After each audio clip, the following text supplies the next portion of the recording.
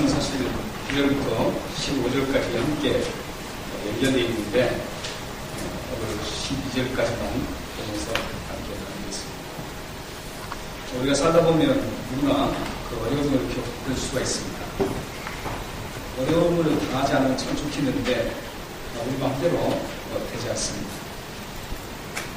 어려움을 겪게 될 때마다 일반 사람들과 하나님의 사람이 대처하는 방법이 있습니다. 근데 우리 크리스천들도 이 대처 방법을 꼭 일반 사람들처럼 대처하는 경우가 참 많습니다.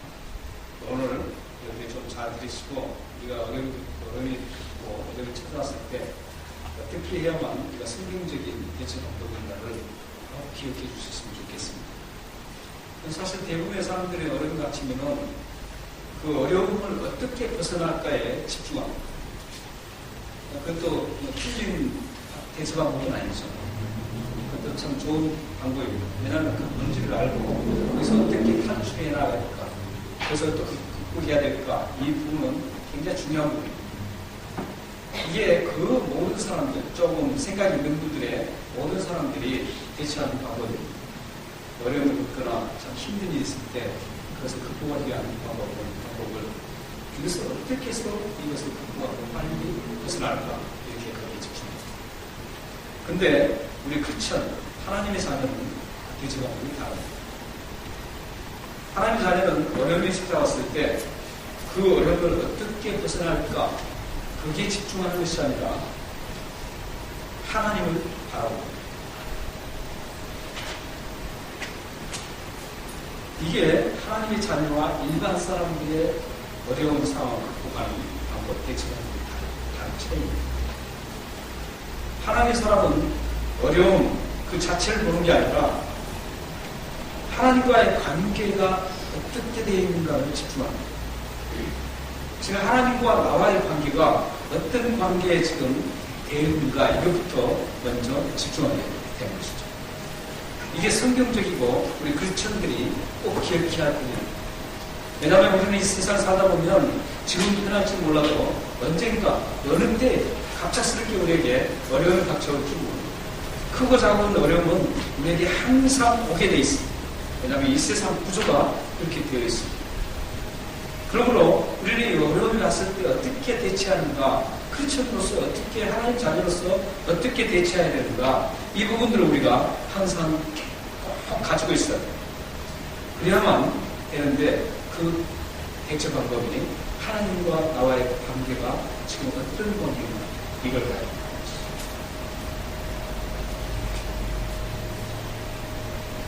하나님과 관계가 잘못되어서 나에게 이런 어려움이 있는지, 아니면 하나님께서 나를 더 잘 다듬어서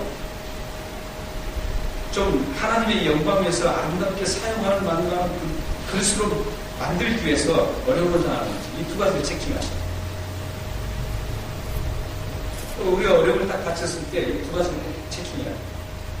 하나님과 나의 관계가 뒤틀려져서 하나님께서 나를 채찍을 들고 계시는지, 아니면 그와 관계없이 너처럼 잘 하고 있는데 더 하나님의 그 위대하신 능력과 하나님이 하신 그 일들을 더 크게 보여주기 위해서 하나님께서 연단하는지, 이 두 부분을 꼭 체킹해야 합니다. 어려운 닥치면 꼭 이 두 가지 중에 하나입니다.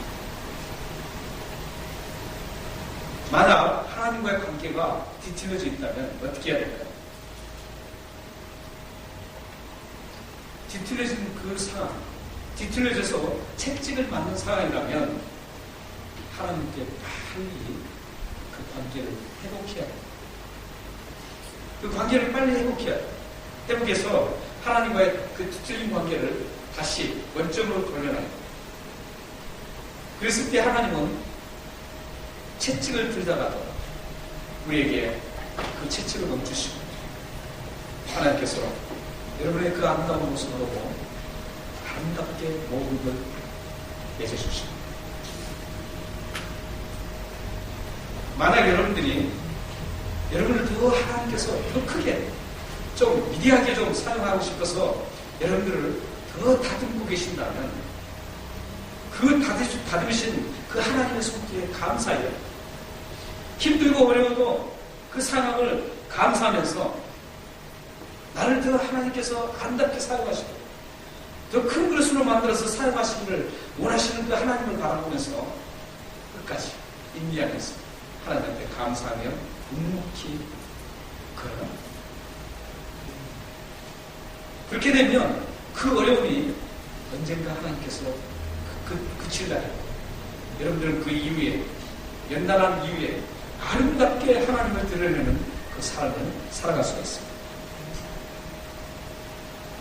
근데 이 두 종류는 똑같은 공통점을 가지고 있습니다. 채찍을 맞아서 어려움을 당하든지 하나님께서 연단하시든지 두 가지 다 공통점이 있는데 그 공통점이 뭐냐면 하나님을 바라봐야 돼요.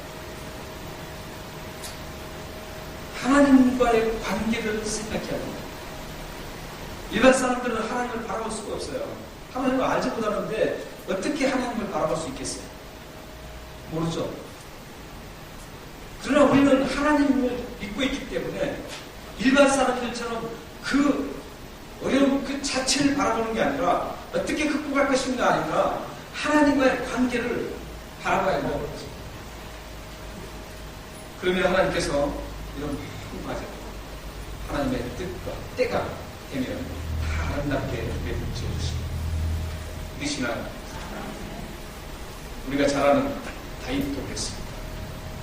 다윗은 엄청난 우리가 당하는 그런 어떤 위기, 어려움보다도 더 극한 상황까지 갔습니다. 언제 자기 생명이 이 세상에서 사라질지 모르는 그런 극박한 상황에서 계속 쫓기면서 살았습니다. 그래도 한 번만 쫓긴 게 아니었어요. 사울에게만 쫓긴 게 아니라 가장 사랑하는 아들 압살롬에게도 그는 그렇게 쫓겼어요. 언제 내 목숨이 다윗의 목숨이 잡혀서 다 날아갔지 모르는 그런 극박한 어려운 상황 쫓겨다니면서 얼마나 힘들었겠어요. 여러분들이 힘든 거와 비교가 안 돼요. 여러분의 어려움과 비교가 안 돼요. 그때 다윗이 어떻게 한 줄 아세요? 그 어려움을 당했을 때 다윗이 그 고백했던 그 고백의 말씀이 시편 62편 5절에서 8절. 제가 오늘 생각을 못했어요. 저기 우리 PPT를 띄워준 우리 형제에게 이걸 성경 그대로 줬어야 되는데 못 줬습니다. 그렇지 않습니까? 띄어서 같이 항상 읽었는데 오늘은 제가 보냈습니다. 저도 이제 깜빡깜빡합니다. 요새 지금 우리 집사님들, 권사님들 계시는데 죄송한데 저도 이제 이렇게 깜빡깜빡합니다. 근데 시편 62편 5절 8절 제가 그 못한 대신 제가 이렇게 말씀 읽어드릴 테니까 한번 잘 들으시면 좋겠습니다. 나의 영혼아 잠잠히 하나님만 바라라. 대저 나의 소망이 저로 쫓아가는도다. 오직 저만 나의 반성이시오 나의 구원이시오 나의 산성이시니 내가 여동치 아니하리라. 나의 구원과 영광이 하나님께 있으며 내 힘의 반석과 피난처도 하나님께 있게 백성들아 시시로 저를 의지하고 그 앞에 마음을 토하라. 하나님은 우리의 피난처시로다 세. 직접 본 것보다 또 제가 읽어드리니까 좀 괜찮죠? 네, 여기 지금 시편의 그 말씀 다윗에 보면은 다윗이 어떻게 그 어려움을 극복했는지를 잘 보여주고 있습니다. 한마디로 하나님을 바라봤습니다. 어떤 상황에서도 살아계신 하나님, 못할 것이 없으신 그 하나님, 그 하나님만을 바라보셨다.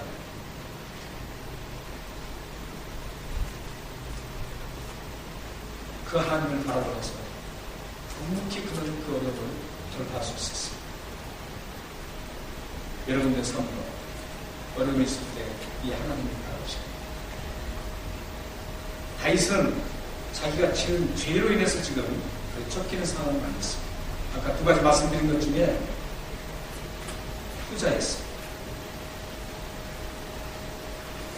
물론 그가 죄를 짓는 있지만 그런 이미 다 해결했습니다.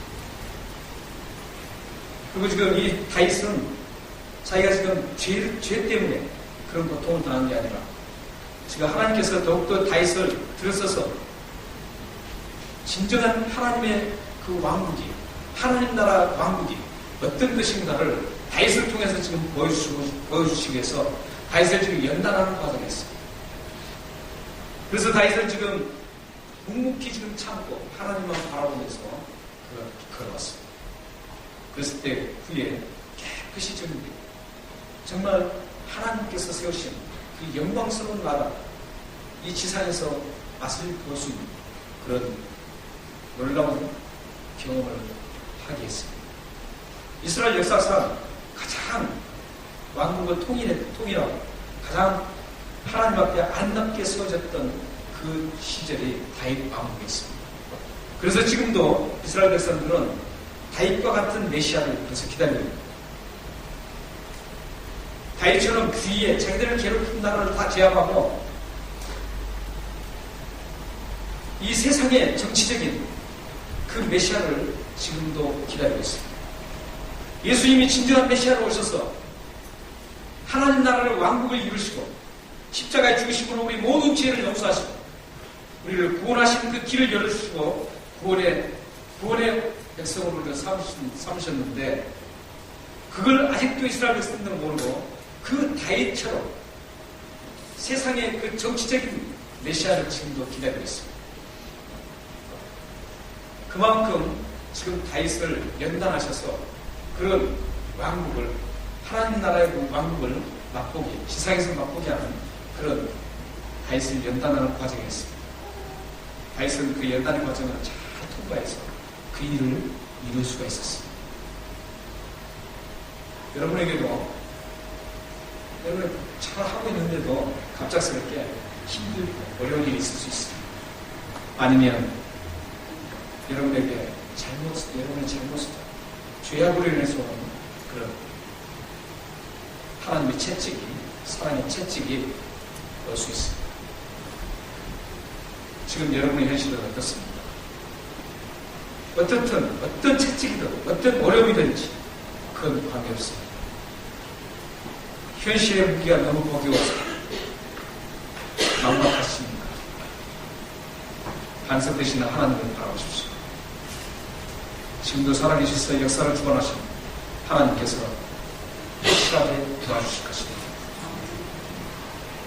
답답한 현실에 더 이상 견딜 수 없어서 지치고 쓰러질 만큼 힘들어서 눈물을 흘릴 수밖에 없는 현실입니까? 요동치 말고 피난처 되시는 하나님을 의지하고 하나님께 마음을 토하여 기도하십시오. 못할 것이 없으신 하나님께서 도와주실 것입니다. 오늘 말씀을 보면 이스라엘에게도 최대의 위기가 지금 있습니다. 북쪽 이스라엘이 지금 역사상 가장 큰 위기에 지금 위기를 맞이하고 있습니다. 우리가 지금 계속 아모스서를 보는데 아모스서 오늘 말씀은 지난번에는 이스라엘 백성들 중에 조금 잘 사는 사람들 위주로 죄악이 휘행했었는데 오늘은 위정자를 중심으로 해서 고위 관리들, 리더자들의 그 죄악상들이 하나하나 소개되고 있습니다. 이 이스라엘 백성들이 지금 하나님의 엄청난 심판이 닥쳐올 것이라고 이 경고를 받습니다. 지금 경고를 받는데 이스라엘은 이 위기는 어떤 위기였어요? 하나님과의 관계가 뒤틀려서 일어난 위기였습니다. 하나님이 더 사용하기 위해서, 더 위대하게 하나님을 드러내기 위해서, 사용하기 위해서 연단하시기 위해서 위기를 주시고 또 어려움을 주는 게 아니라 심판하시는 게 아니라 이스라엘 백성들은 지금 자신들이 지은 그 추악한 죄악으로 인해서 하나님의 사랑의 채찍을 맞고 있는 겁니다. 그렇다면 어떻게 해야 되겠어요? 이스라엘 백성들이 하나님께서 이렇게 경고하고 심판을 경고했을 때 잘못했다라고 하나님 앞에 회개하고 용서해달라고 이제부터 그러지 않겠다고 그리고 그 자신들의 모든 것을 되돌리고 하나님 앞에 다시 관계를 회복했다면 하나님은 그 계획을 취소하셨습니다. 그 징계를 하지 않고 오히려 커다란 하나님의 영광을 위해서 사용하는 그런 이스라엘로 만들었을 겁니다. 그런데도 불구하고 후에 보면 이스라엘은 끝까지 뒤틀린 관계를 회복하지 않습니다. 그러다가 처참하게 이방 민족들에게 의해서 처참하게 짓밟히는 그런 모습을 볼 수 있습니다. 그 모습이 11절부터 계속적으로 15절까지 나옵니다. 우리는 먼저 이스라엘의 그 잘못된 그 죄악이 무언가를 보기 전에 먼저 이스라엘과 하나님과의 그 뒤틀린 관계에서 어떤 게 왜 처참한 현실이 일어난지를 우리를 말씀을 통해서 보셔야 됩니다. 그러니까 하나님과의 그 관계, 뒤틀린 관계를 통해서 이스라엘에게 처참한 그 모습을 우리는 발견할 수 있어야 돼요. 그게 바로 9절입니다. 9절 보시면 아수돗의 궁궐과 애굽 땅의 궁궐들에게 선포하여 이르기를 너희는 사마리아 산들에 모여 그 성중에서 얼마나 큰 요란함과 확담이 있나 보라 하라. 이게 무슨 말씀입니까? 이 아수돗은 블레셋의 도시 중에 하나입니다. 저희들이 지금 지난번에 우리가 블레셋의 그 죄악상들을 봤었죠. 이스라엘 나라를 지금 죄악상들을 지금 하나님께서 책망하고 아모스 선지자가 책망하고 지금 심판을 경고하기 전에 먼저 어땠습니까? 이방 나라 애들에 대해서 다 지금 죄악상을 얘기하고 경고를 하고 심판을 지금 얘기했었습니다. 근데 그 심판을 받은 그 죄악상으로 물들어서 하나님 앞에 하나님을 모르는 그 이방 민족 블레셋 궁궐이라는 것은 블레셋의 어떤 왕이라든지 거기 그 나라를 통치한 사람들, 그 리더자들, 그리고 애굽 땅의 궁궐들, 애굽의 리더자들을 초청해서 사마리아 산에서 사마리아 성읍을 바라보라는 거예요. 근데 뭘 바라보라는 거예요? 사마리아 성읍에서 행하는 그 요란함과 확대함, 포악하고 겁탈하고 바른 길로 가지 않는 그 모습, 한마디로 죄악상을 바라보라는 거예요. 이게 굉장히 처참한 상황입니다. 왜냐하면 하나님을 모르는 이방 백성들에게 그들도 죄악 속에 굉장한 죄악을 짓는데 이 백성들에게 와서 하나님의 선택된 그 백성들의 죄들을 보라는 거예요. 그리고 너희들이 증인을 서라는 겁니다. 증인이 되라는 거예요. 이것은 뭐냐면 이 이방 나라의 백성들보다도 지금 하나님의 선택된 백성들의 죄들이 더 저질적이고 더 포악하고 더 엄청나다는 것이죠. 그런 의미로 지금 와서 보라는 거예요.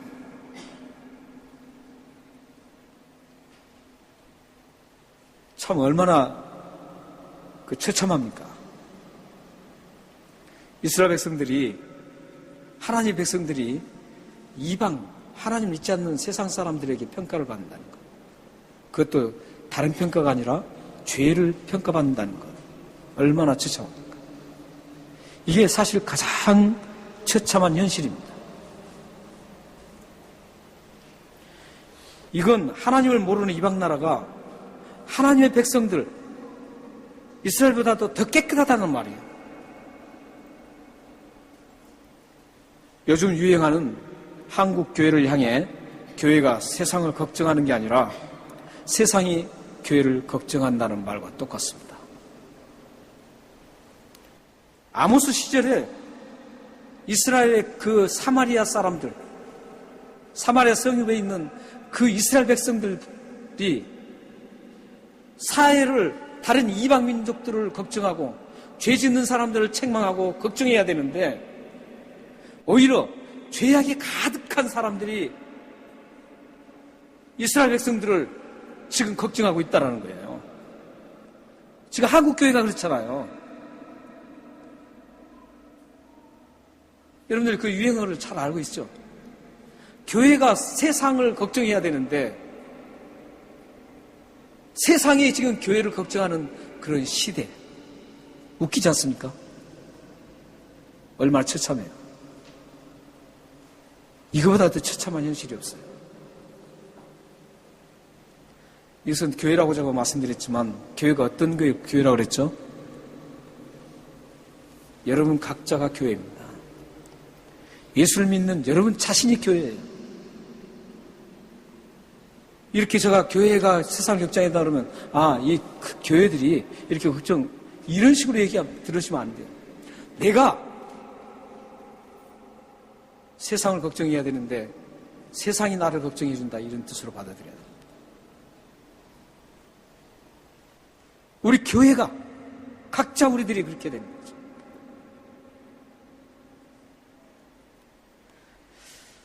우리는 이 아모스를 통해서 아모스 말씀을 통해서 한국 교회를 지금 환하게 볼 수가 있습니다. 이 사마리아 성읍은 지금 이방 나라 블레셋 지도자들과 애굽 지도자들이 지금 사마리아 산에 와서 사마리아의 그 아주 추악한 죄들을 보면서 야, 저 사람들은 우리보다 더 알아. 이렇게 지금 평가를 하고 있는 그 상황. 그 상황을 보는 그 사마리아 성읍은 어떤 성읍인 줄 아세요? 열왕기하 16장 23절과 24절에 보면 이것도 항상 제가 띄우는데 오늘은 못 띄웠어요. 기억하시면 좋겠습니다. 열왕기하 16장 23절 24절에 보면 이 사마리아 성읍은 북이스라엘 왕 위에 오른 오므리 왕이 그 세벨이라는 사람으로부터 은 2달란트를 주고 사마리아 산을 삽니다. 그러니까 그거 세일할 때 그거 사요. 사서 그 산 위에 건축한 성읍이 사마리아 성. 사마리아예요. 그래서 오므리 왕이 이제 왕이 되어서 6년 동안 통치를 합니다. 통치를 하다가 그 어디에서 통치를 했냐면 디르사라는 곳에서 통치를 합니다. 그 디르사에서 통치를 6년 동안 하다가 성읍을 수도를 옮깁니다. 옮기는데 어디로 옮기냐면 자기가 2달란트로 샀던 그 사마리아 성읍으로 옮깁니다. 그 사마리아 성으로 옮기는데 그때 그 사마리아 성의 이름이 아람어로 세멜이라고 있습니다. 세멜. 그래서 그 세멜은 그게 곧 사마리아라. 그래서 사마리아라는 성읍이 생겨났습니다. 그렇기 때문에 그 성읍을 세운 장본이 누구예요? 하나님 백성들이 세운 거예요. 하나님 백성들이 거기서 그 성을 세운 거예요. 그런 하나님 백성이 세운 성이 지금 이방 나라, 하나님을 모르는 이방 나라 사람들, 그 사람들로부터 지금 야, 저놈들 우리보다 더 못하다. 그런 평가를 지금 받고 증인으로 서 있는 겁니다. 얼마나 처참합니까? 지금 우리 한국교회 실정도 비슷합니다. 궁궐에서 그 사마리아 성읍에서 어떤 죄악들이 행해졌기에 그들이 그렇게 지금 평가를 했을까요? 9절 10절에 나옵니다. 9절 10절 한번 보십시오. 그 성 중에서 얼마나 큰 요란함과 확대함이 있나 보라 하라. 그리고 10절 보십시오. 자기 궁궐에서 포악과 겁탈을 쌓는 자들이 바른 일을 행할 줄 모르는. 몇 가지가 나옵니까 지금? 요란함, 확대, 포악함, 겁탈, 발언행을 5가지의 죄악들을 지금 여기 쓰고 있습니다. 이것뿐이겠습니까? 굉장히 많죠. 많은데 이게 지금 대표적이라는 것이죠. 요란함이라는 것은 어떤 뜻이냐면 아람어로 미쳐 돌아가는 상태를 의미합니다. 사회가 미쳐서 막 돌아가는 거예요. 정상적으로 돌아가는 게 아니라 정치적으로, 윤리적으로 모든 부분에서 막 미쳐 돌아가는 거예요. 이걸 요란함이라고. 그러니까 이스라엘 사마리아 성읍에 지금 이런 일들이 미쳐서 모든 사람들이 지금 쾌락에 미치고 돈에 미치고 해가지고 막 난장판이 되는 거예요. 이런 상황이 지금 벌어지고 있는 거예요. 그 상황이 하나님을 믿지 않는 블레셋과 애굽보다도 더했다는 거예요. 확대함이라는 건 뭘까요? 확대. 다른 사람의 것을 강탈해서 빼앗고 권력을 가진 자가 약한 힘이 없는 자, 그 사람들을 공갈하고 협박해서 괴롭히고 탈취하는 것을 의미합니다. 이런 학대가 그런데 어떤 성의 구석, 후미진 곳에서 일어난 게 아니라 이 한 중심에서 궁궐 같은 데서 막 일어나고 있었다. 가장 중심지로부터 계속적으로 온 성읍이 사마리아 자체가 전체가 이렇게 뒤집어졌다는 겁니다. 그리고 보십시오. 또 뭐 어떻게 됐어요? 10절에 보면 자기 궁궐에서 포악과 겁탈을 쌓는 자들이, 이 포악은 뭡니까?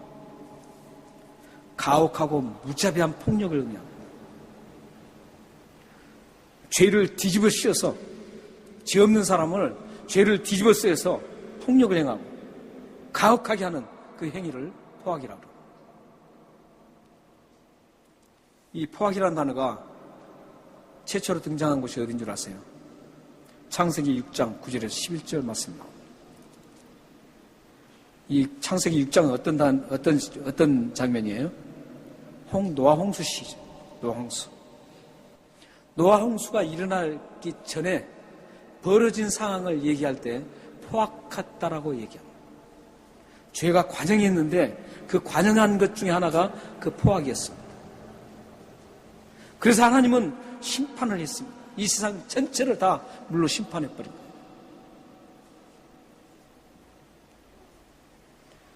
겁탈이라는 의미는 뭐예요? 겁탈이라는 것은 위정자들, 그리고 최의 고위 관리들, 이런 사람들이 백성들의 소유물을 빼앗았다는 거예요. 근데 그 소유물을 빼앗아서 어떻게 했어요? 궁궐에다가 부정한 그 모든 것들을 궁궐에다 축적했다는 거예요. 지금 참 최순실 얘기를 저는 정치적인 얘기 잘 안 하잖아요. 하도 크니까 최순실 얘기를 말씀드립니다. 지금 더 이상 얘기 않겠습니다. 여러분 다 잘 아시니까. 그런 게 뭐예요? 지금 이런 상황이에요.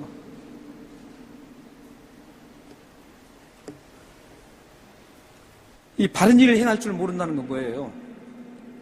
바른 일을 행할 줄 모르는 이 사람들이 누구냐면 바른 일을 지도해야 할 사람들이었어요.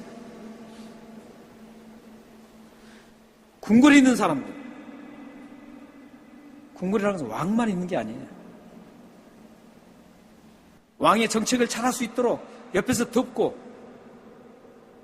나라를 어떻게 하면 정의가 흐르고 공평이 흐르고 이런 것들을 다 해야 될 그 리더자들, 하나님을 바르게 섬기도록 해야 될 그 리더자들, 그 사람들이 다 궁궐에 있었어요.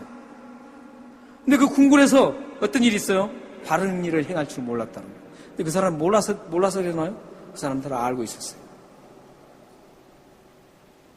어떻게 해야지 우리가 바른 길을 가는가 알고 있었지만 그걸 다 무시해버리는 거예요. 완전히 밟아버리는 거예요.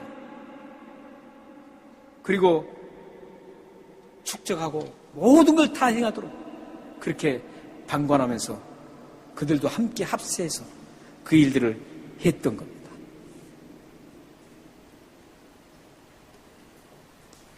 이렇게 추악한 죄악들이 난무할 때 어떤 일이 사회에 일어날까요? 선한 사람은 참 힘듭니다. 바르게 살려고 하는 사람은 굉장히 힘듭니다. 양심적으로 살려고 하는 사람은 참 힘듭니다. 고통을 당합니다. 사회의 측정도가 바로 거기에 있습니다. 양심적으로 살려고 할 때 그 사람이 양심적으로 살려고 할 때 그 보상을 양심적으로 살려고 하는 만큼 보상을 받는 사회가 좋은 사회입니다. 그런데 양심적으로 살려고 하고 제대로 살려고 하나님 말씀대로 살려고 할 때 완전히 힘들어지고 오히려 핍박을 받고 강탈당하는 그런 일이 있다면 그 사회는 못 쓸 사회입니다. 하나님은 이렇게 추악한 못된 사회가 된 그 사회 사마리아 성읍을 어떻게 하신다 그래요? 심판을 경고하고 있습니다. 하나님과 그 뒤틀린 관계 회복시키지 않으면 하나님을 모르는 이방 나라를 보내서 처참하게 심판하시겠다고 선언하고 있습니다. 처참한 심판 선언과 모습이 11절에서 15절에 나옵니다. 11절 한번 볼까요? 그러므로 주 여호와께서 이와 같이 말씀하시되 이 땅 사면에 대적이 있어, 그러니까 이방 나라들이죠. 있어 내 힘을 쇠하게 하여 내 궁궐을 약탈하리라. 여호와께서 이와 같이 말씀하시되 목자가 사자 앞에서 양의 두 다리나 귀조각을 건져낸과 같이 사마리아에서의 침상 모서리나 겉상의 방석에 앉은 이스라엘 자손도 건져냄을 입으리라. 여기서 우리가 좀 착각하고 쉬운 게 있어요. 건져낸다, 이 뜻을 건져낸다 그러니까 조금이라도 좀 건져내는 거구나 이렇게 생각할 수 있어요. 그런데 그런 말씀이 아닙니다. 어때요? 사자가 양을 잡아먹었어요. 먹었는데 다 먹어버리고 뼈 조각만 건졌다는 거예요. 그것은 어떤 의미예요? 생명 다 잃어버리고 건질 것 하나도 아무 쓸데없는 걸 건졌다는 그런 뜻이에요. 건졌다 그러니까 그래도 망하는데 그래도 조금 건질 것이 있었구나 이런 뜻이 아니에요. 여기는 완전히 초토화시켜버리는 처참하게 만드는 그걸 의미하는 거예요. 지금 의자도 마찬가지예요. 이 궁궐에서 부자들이 말이죠, 그 좋은 의자에 앉아서 뒹굴면서 약탈한 것 가지고 술 취하고 약 나가고 이러던 그 의자가 어떻게 돼요? 침상 모서리나 겉상의 방석에 앉은 이스라엘도 자손도 건져내죠. 다 하나도 없이 건져낼 수 없다는 거죠. 처참하게 약탈되고 처참하게 당한다는 거예요. 그것도 누구에게 당한다고요? 이방 나라에게, 하나님을 모르는 사람에게 처참하게 심판을 당한다. 얼마나 처참합니까? 우리는 이 맛을 보면서 지금 우리의 현실을 바라봐야 됩니다. 우리는 어떻게 할 것인가? 하나님의 백성으로서. 우리 한국교회 현실을 그 이창호 목사님이란 분이 뉴 리바이벌이라는 책에서 잘 소개를 해주고 있습니다. 근데 그 대책하는 방법은 조금 잘못된 것도 있어요. 그 책이 좀 잘된 부분도 있고, 모든 책이 그러죠. 잘된 부분도 있고, 좀 그런 부분도 있습니다. 그러나 이분이 지적한 한국교회가 지금 위기다. 이걸 지적한 건 정말 잘 됐어요.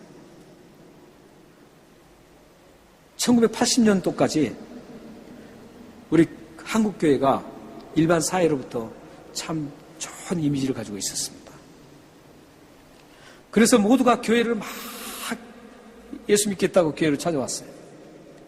근데 30년이 지나고 나서 어떻게 된 줄 아세요? 지금의 현실. 36년 정도 된. 지금의 현실은 너무 처참하지 않습니까? 세상이 지금 교회를 걱정하는 수준이 아니라 어떻게 해요? 세상이 지금 교회를 적대를 한다는 거예요. 적대 감화가지고. 이런 수준으로 이제 변했어요.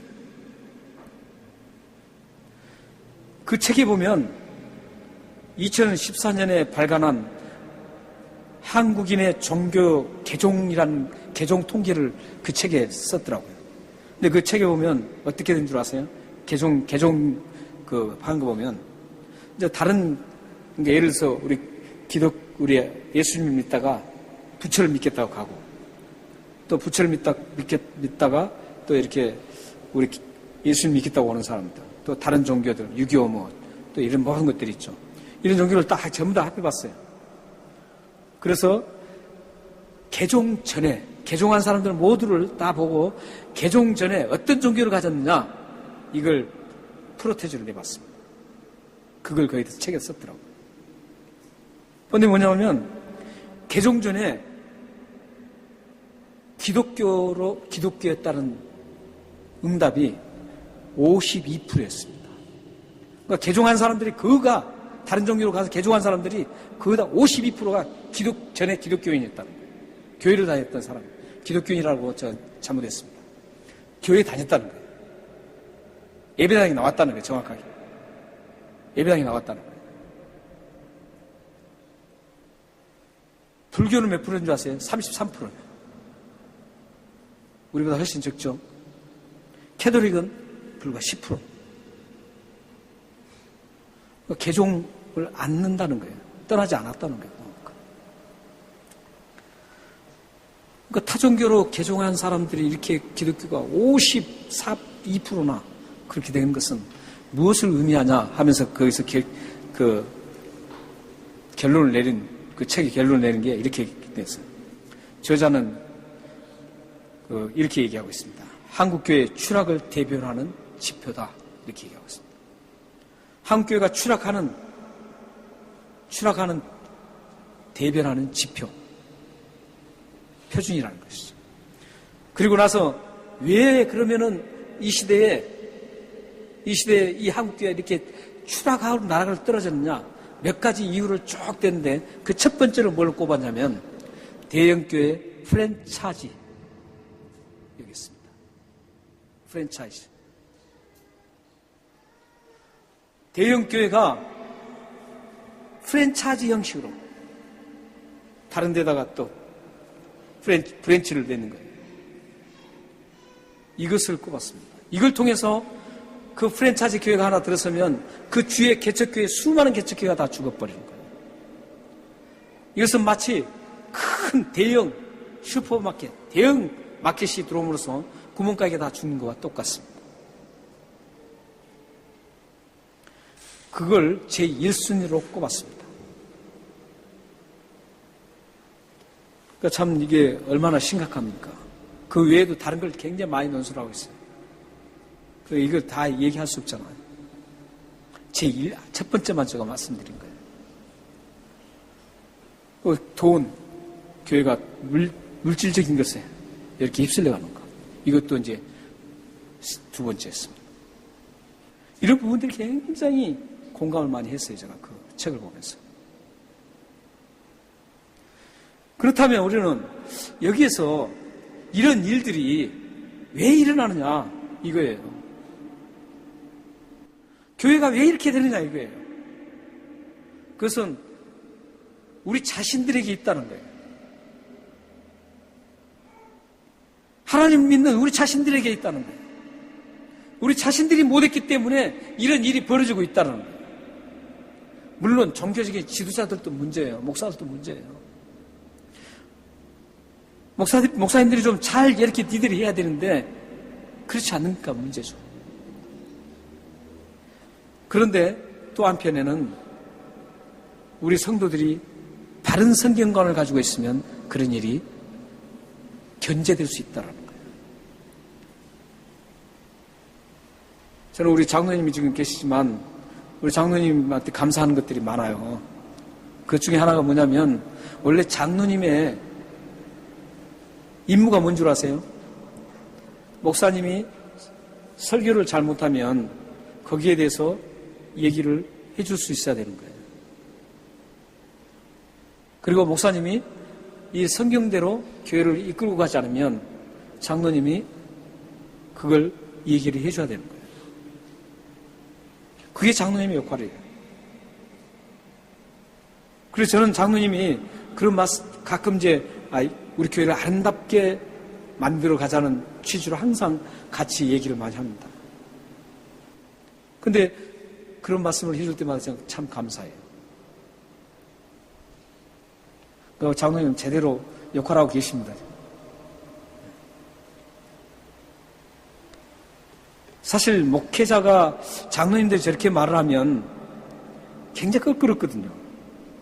그래서 어떤 교회는 아예 장로님을 안 세우는 교회들도 있어요. 그래서는 안 돼요.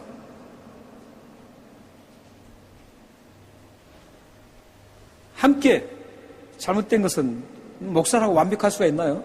아니잖아요. 완벽하다면 하나님이죠. 함께 부족한 부분을 채워주고 또 세워주고 이렇게 하면서 아름답게 공동체를 만들어서 하나님의 영광을 드러날 수 있도록 하는 게 이 교회예요. 그렇기 때문에 우리는 우리 자신들도 여러분들 서로 간에도 항상 그런 기쁜 교제가 일어나면 좋겠어요. 우리 교회가 하나님 말씀에 잘못 가면 서로 얘기해 줄 수 있는 관계 얼마나 좋아요. 그런 관계가 그런 교회가 좋죠. 잘못하고 있는데도 가만히 놔두고 말이죠. 뭐라도 좀 얻어먹으려고 말이죠. 박수 친다면 그게 되겠어요? 그러면 교회가 가면 갈수록 추락하고 하나님 보실 때도 얼마나 원통하고 정말 비통하겠어요.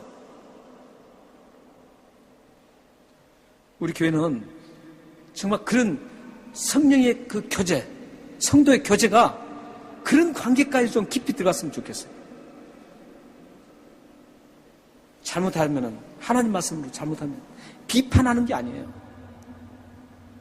잘못 가면은 이 부분에 대해서 얘기해주고 성경적으로 같이 얘기해주고 커피 브레이크가 그래서 좋은 거 아니에요? 커피 브레이크를 통해서도 우리가 얼마든지 그게 일어나잖아. 얘기해줘서 그러면 그걸 듣는 사람은 그걸 달갑게 받고 감사하다고 하고 그래서 같이 세워주고 같이 든든하게 세워줘서 모두가 영적으로 풍성한 은혜를 누리면서 우리 함께 간다면 우리 육체적으로 일어나는 조금 부자연스럽고 부족하고 어렵고 힘든 이것들은 아무것도 아니게 보여요. 이 세상 나그네 길을 우리가 걸어가면서 여러분들이 정말 영적으로 잘 세워준다면 풍성한 하나님의 은혜를 누리고 산다면 여러분들 배고파서 죽어도 감사해요. 우리 신앙의 선진들이 다 그렇게 살았잖아요. 우리 믿음의 신앙의 선진들이 다 그렇게 살았잖아요. 죽으면서도 기뻐하고 하나님 앞에 찬송했잖아요. 그렇기 때문에 우리가 우선 해야 될 것은 하나님과 나와의 관계, 이 관계를 우선적으로 봐야 돼요. 뭐든지 이것만 성립되면 알고 그걸 잘 다시 뒤틀려졌으면 회복하고 연단하면 감사하고 해서 그 어려운 것들도 항상 감사하면서 기쁘게 여러분들 걸어간다면 여러분들에게 주어지는 어떤 환경과 어려움도 하나님 앞에 감사하며 기쁨으로 즐거움으로 이 세상 나그네 길을 아주 순탄하게 걸어갈 수가 있습니다. 사랑하는 여러분들에게 이런 은혜가 넘치기를 바랍니다. 기도하겠습니다.